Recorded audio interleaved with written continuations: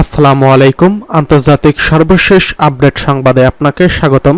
শুরুতেই জানিয়ে দেব সংবাদ শিরোনাম। শুরুতেই জানিয়ে দেব সিরিয়ায় ইসরায়েলি সেনাদের কবর রচনা করা হবে, কঠোর হুঁশিয়ারি দিচ্ছে ইরান। জানিয়ে দেব আসাদের পতনের পর সিরিয়ায় এবার রাশিয়ার নতুন কৌশল অবলম্বন। এরপরে রয়েছে সিরিয়ার পুরো প্রতিরক্ষা ব্যবস্থা ধ্বংস করে দিয়েছে ইসরায়েল, প্রকাশ করল আল মায়াদিন।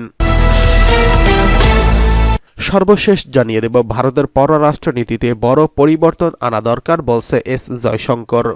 এতক্ষণ শুনছিলেন সংবাদ শিরোনাম, এবারে বিস্তারিত। সিরিয়ায় ইসরায়েলি সেনাদের কবর রচনা করা হবে, হুঁশিয়ারি ইরানের।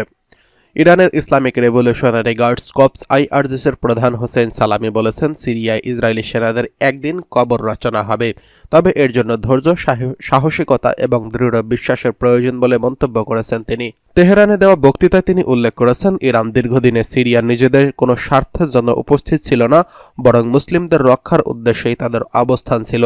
সালামি আরও বলেন, যখন সিরিয়ায় সরকারের পতনের মুখে ছিল তখন থেকে ভয়ঙ্কর সব ঘটনা ঘটতে শুরু করে।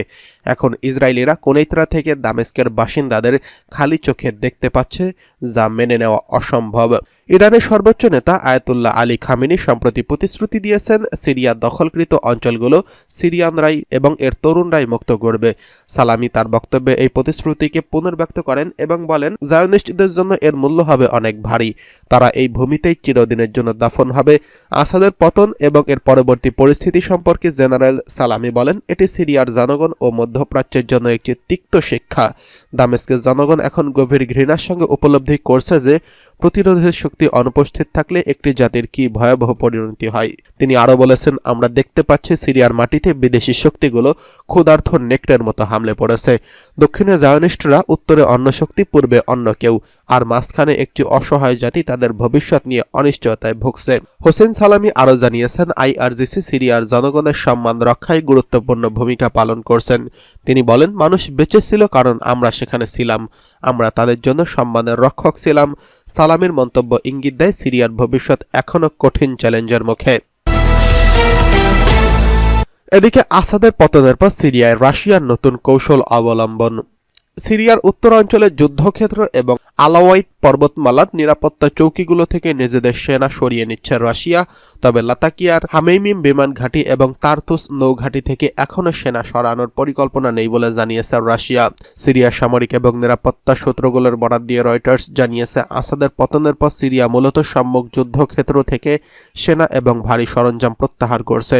পাশাপাশি আসাদের সামরিক বাহিনীর উচ্চপদস্থ কর্মকর্তাদের কিছু অংশ মস্কোতে ফিরিয়ে নেওয়া হচ্ছে, তবে রাশিয়ার সামরিক উপস্থিতি এখনও কৌশলগতভাবে স্থায়ী ঘাঁটিগুলোতে বজায় রাখা হচ্ছে। সাম্প্রতিক স্যাটেলাইট ফুটেজে দেখা গেছে, হামেইমিম বিমান ঘাঁটিতে দুটি অ্যান্তনভ AN-124S পণ্যবাহী উড়োজাহাজ প্রস্তুত অবস্থায় রয়েছে। এটি বিশ্বের অন্যতম বৃহৎ মালবাহী উড়োজাহাজ। সিরিয়ার একটি নিরাপত্তা কর্মকর্তা জানিয়েছেন, শনিবার একটি পণ্যবাহী উড়োজাহাজ লিবিয়ার উদ্দেশ্যে ঘাঁটি ত্যাগ করেছে। রুশ সেনাদের সঙ্গে ঘনিষ্ঠ একটি সিরিয়ার সামরিক সূত্র জানিয়েছে, রাশিয়া স্থলভাগের পরিস্থিতি বিশ্লেষণ করে পুনরায় সেনা মোতায়েনের পরিকল্পনা করছেন। এখন তারা যুদ্ধক্ষেত্র পর্যবেক্ষণের পাশাপাশি নিজেদের বাহিনীকে সংগঠিত করার কৌশল নিচ্ছেন।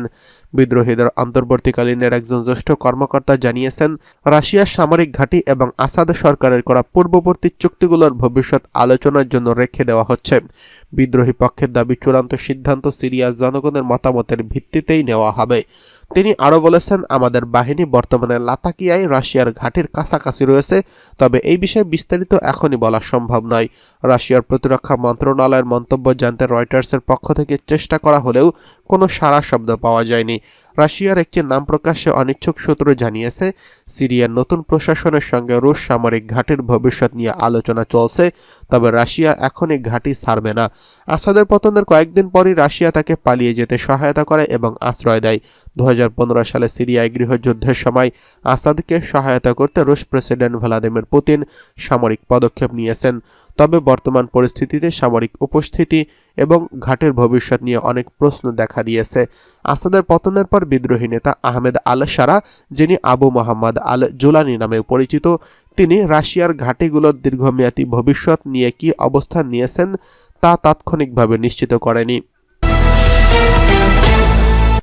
এদিকে সিরিয়ার পুরো প্রতিরক্ষা ব্যবস্থা ধ্বংস করেছে ইসরায়েল, বলছে আল মায়াদিন টেলিভিশন। দখলদার ইসরায়েলি বাহিনী সিরিয়ার বিমান প্রতিরক্ষা ব্যবস্থা সম্পূর্ণভাবে ধ্বংস করে দিয়েছে বলে জানিয়েছে লেবানন ভিত্তিক সংবাদ সংস্থা আল মায়াদিন। গণমাধ্যমটির দাবি, দখলদার বাহিনী সিরিয়ায় কেবল কৌশলগত অস্ত্রাগার নয়, মাঝারি পাল্লার অস্ত্রগুলোকেও লক্ষ্যবস্তু করেছে। সিরিয়ার দায়িত্বরত সংবাদদাতার বরাত দিয়ে আল মায়াদিন জানিয়েছেন, সিরিয়ার অস্ত্র নিয়ন্ত্রণ ক্রমেই কঠিন হয়ে পড়ছে, কারণ দেশটিতে ব্যক্তিগত অস্ত্রের ব্যাপক উপস্থিতি রয়েছে। সেই সঙ্গে প্রতিবেদনে উল্লেখ করা হয়েছে যে সিরিয়ার স্কুল এবং বিশ্ববিদ্যালয়গুলোতে শিক্ষা কার্যক্রম পুনরায় শুরু করা হয়েছে এবং ধীরে ধীরে দেশটির মানুষ স্বাভাবিক জীবন ফিরে পেয়েছে। এদিকে শনিবার আলেপ্পোর দক্ষিণাঞ্চলে আল সাফিরা এলাকায় বৈজ্ঞানিক গবেষণা কেন্দ্র এবং প্রতিরক্ষা কারখানাগুলোকে লক্ষ্য করে হামলা চালিয়েছে ইসরায়েলি যুদ্ধবিমান। রাতভর হামলায় দামেস্কের উপকণ্ঠে আল রুবাইয়া একটি সিরিয়ান রাডার ব্যাটালিয়নও লক্ষ্যবস্তু হয়। সিরিয়ার রাজধানী দামেস্ক এবং আল সুয়াইদা এবং হামাসের অঞ্চলে মেসাফ এলাকায় বৈজ্ঞানিক গবেষণা কেন্দ্রগুলোকে ইসরায়েলি বিমান হামলার শিকার হতে হয়। আল মায়াদিন সিরিয়ার সংবাদদাতা জানিয়েছেন, এই অবস্থায় দেশটির সামরিক প্রশাসন এখন সংখ্যালঘুদের উদ্বেগ নিরসনের উপর জোর দিচ্ছেন। সেই সঙ্গে প্রতিবেদনে এও উল্লেখ করা হয়েছে যে আলেপ্পো এবং এর রাজধানী দামেস্ক সহ অন্যান্য শহরগুলোতে অন্য কোনো নিরাপত্তা লঙ্ঘনের ঘটনা ঘটেনি। ভারতের পররাষ্ট্র নীতিতে পরিবর্তন আনা দরকার, বলছে এস জয়শঙ্কর। ভারতের পররাষ্ট্র নীতিতে বদল আনা দরকার বলে মন্তব্য করেছেন দেশটির পররাষ্ট্রমন্ত্রী এস জয়শঙ্কর।